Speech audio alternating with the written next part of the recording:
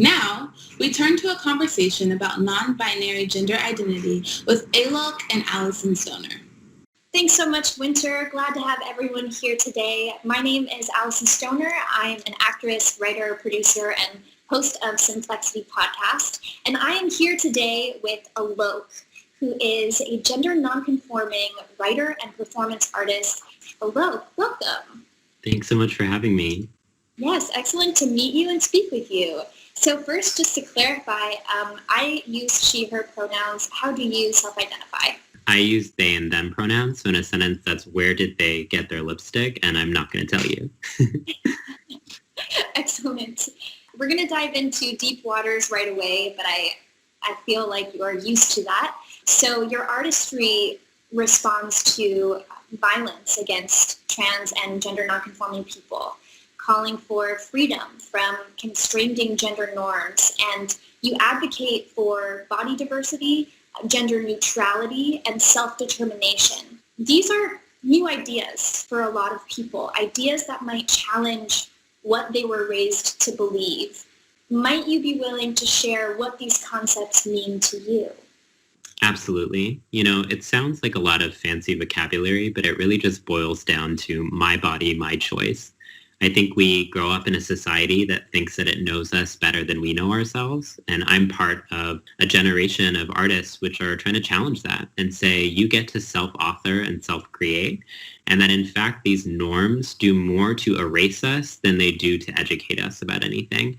You are the best instructor on your own experience. And what that looks like is things like beauty and gender actually are infinite. They can't be just confined to binaries or to essential categories. And they're more like stories than they are like words. And to expand on that,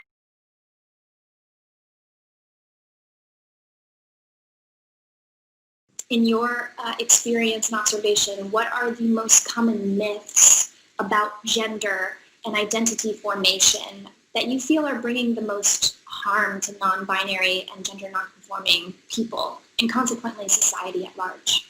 First of all, there's this very harmful myth that there's only two genders and two sexes. And this is just not true. Actually, for thousands of years in cultures outside of the West, there's long been an ancestral recognition of people outside of the gender binary. So what's not new is us. What's actually new is dividing billions of people into one of two categories and teaching them that that's the only natural way to be. Then the second one is that gender is fixed based off of what you're assigned at birth and that it can't be changed. But that's actually not true. In so many species of animal life, there is gender and sex transition all the time.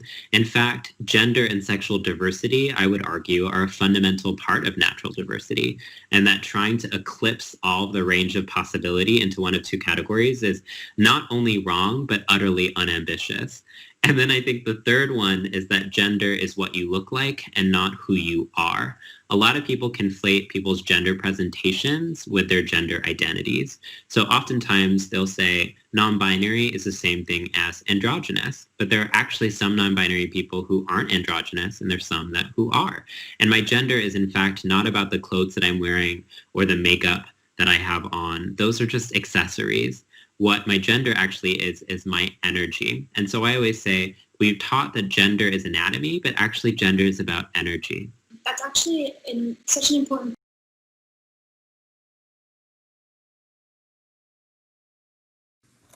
Skateboarding is all about challenging the status quo.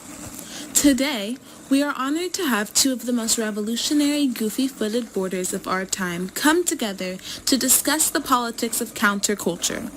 Please welcome gender non-conforming pro skater and activist Leo Baker and punk rock pro skater and trans icon Cher Strawberry. Hey Cher, how's it going? If you want to take a second to introduce yourself, I think that would be good for the audience. Okay, my name is Cher Autumn Straub, and I'm a skateboarder and a musician from Oakland, California.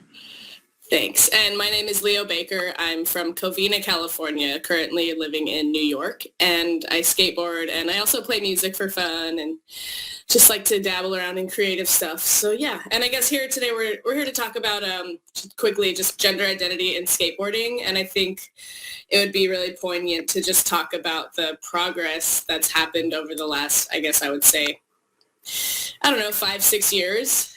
And yeah, so I don't know, Cher, have you noticed like new visibility, new representation?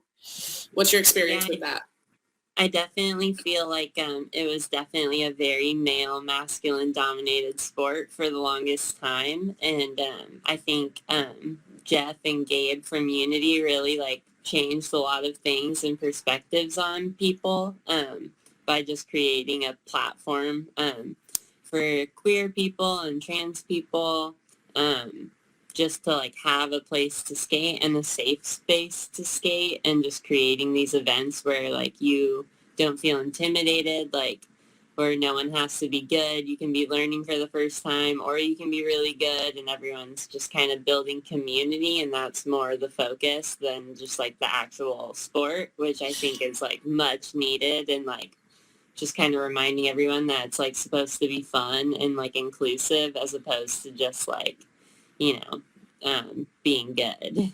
Yeah, totally. And I guess like, I mean, from my perspective, that's kind of how I saw you get back into skating because, I mean, I know for a long time you didn't skate, and then Jeff and Gabe created Unity, and then all of a sudden there was this like exploding queer skate scene in Oakland, which is obviously incredible. So that was inspiring for me, and seeing all of that happen and like knowing my path and my journey, that kind of helped me, inspired me a lot to just pull the trigger and just like come out, because obviously I was living as Lacey Baker for a really long time, and I felt like that was kind of my only option up until recently. And so I think that the